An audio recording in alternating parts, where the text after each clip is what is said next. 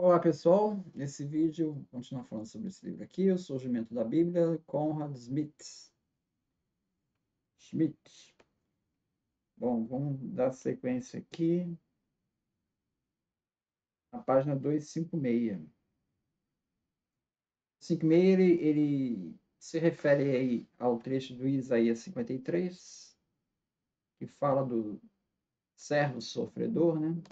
Fala assim: pela sua humilhação foi revogada a sua condenação, sua descendência, quem vai relatar sobre ela? Pois sua vida será tirada da terra.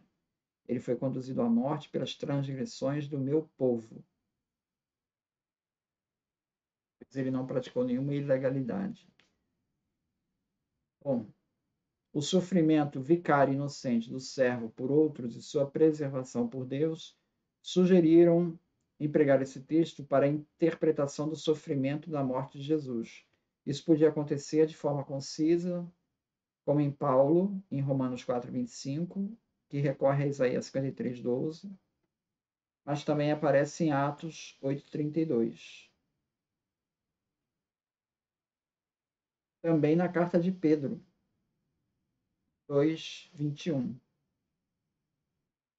O cristianismo antigo, portanto, recorreu intensamente ao uso dos escritos de Israel para as interpretações do sofrimento e da morte de Jesus. Tanto a interpretação do sacrifício cultual, como também aquela do sofrimento e morte vicários, encontram-se preparados nos escritos de Israel. Pela sua referência à morte de Jesus na cruz, elas recebem uma nova importância, já que agora interpretam o sentido da sorte de Jesus. Então, essa interpretação não estava muito clara ali para os judeus. Isso só se fez claro depois com os cristãos, já depois de algum tempo, que eles puderam fazer essa associação com Isaías 53, do servo sofredor.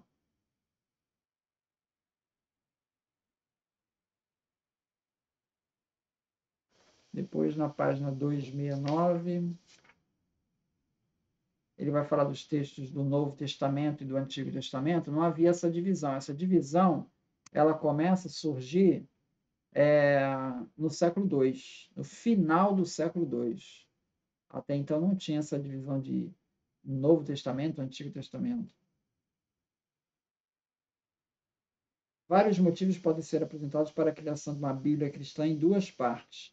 Em primeiro lugar, é provável que a redação dos escritos neotestamentários em grego tenham provocado certo distanciamento em relação aos escritos judaicos em hebraico. Além disso, a lei e os profetas, mas também os Ketuvim, fase de conclusão, já se encontravam disponíveis como coletâneas próprias, o que não fomentava uma expansão com escritos de natureza bem diferente. Acima de tudo, porém, foi a visão bem própria de Deus e de sua ação por meio de Jesus, que, independentemente de eventuais conexões com o judaísmo, levou à formação de uma coletânea própria.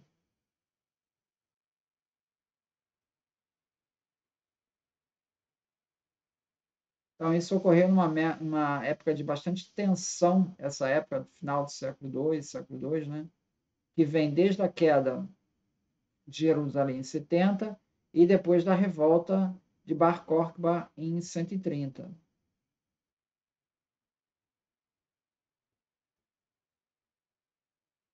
O judaísmo rabínico, que surgiu depois desses eventos aí, ele surgiu paralelamente ao cristianismo e encontrou seu centro em vários lugares da Galiléia, concentrando-se nas interpretações da Torá, coletadas em várias obras, Mishnah, Midrash e Talmud de Jerusalém.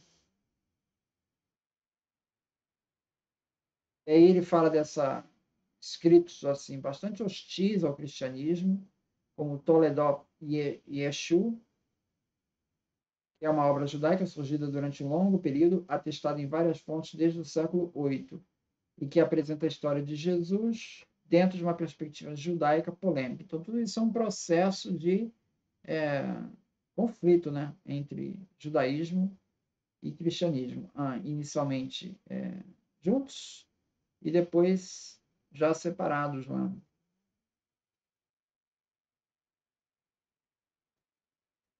Assim como o cristianismo está enraizado nas escrituras e tradições de Israel e do judaísmo, o judaísmo rabínico desenvolveu-se em confronto com o cristianismo emergente. Por isso, as Bíblias judaica e cristã originaram-se em regimes de influência e delimitação mútuas. Fala-se aqui, por vezes, da teoria da separação de dois caminhos, de separação dos caminhos, proposta pelo James Dunn, nesse livro novo que ele está colocado agora em português, Conquistando Jerusalém. Né? Ele diz assim: esse modelo do James Dunn, entre mentes, tem sido criticado com frequência.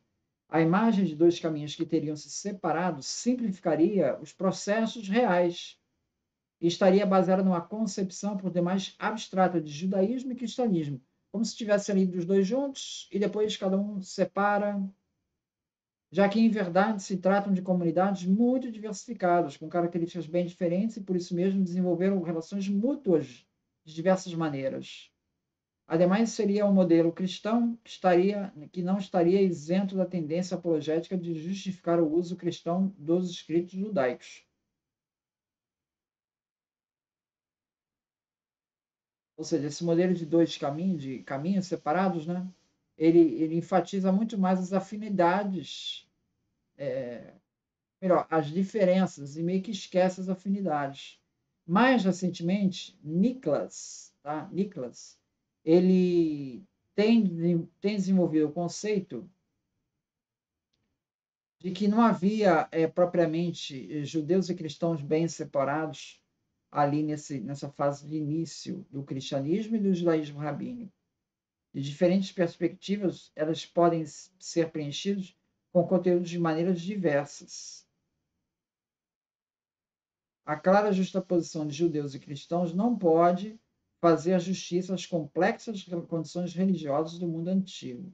Os chamados evangelhos cristãos judaicos, escritos no século II, dos quais se encontram citações em teólogos cristãos antigos, tais como os evangelhos dos hebreus e dos ebionitas, deixam claro, por exemplo, que houve adeptos de Jesus que continuaram a praticar o modo de vida judaico, ou seja, que se continuavam a se orientar pela lei judaica, não vendo nisso nenhuma contradição com a crença em Jesus. O Novo Testamento é, sobretudo, o Evangelho de Mateus, que traça o caminho de Jesus na história de Israel, designando-o como cumprimento da lei e dos profetas, que vai ser uma constante. Na medida que os cristãos cada vez mais se apropriam disso, né? Isso daí vai criando um sentimento entre os judeus de criar sua própria identidade. Então, esses textos da Mishnah e do Talmud vão meio que tentando preservar a identidade do povo judeu diante dessa ascensão aí do cristianismo. Então, é isso. Muito obrigado, então.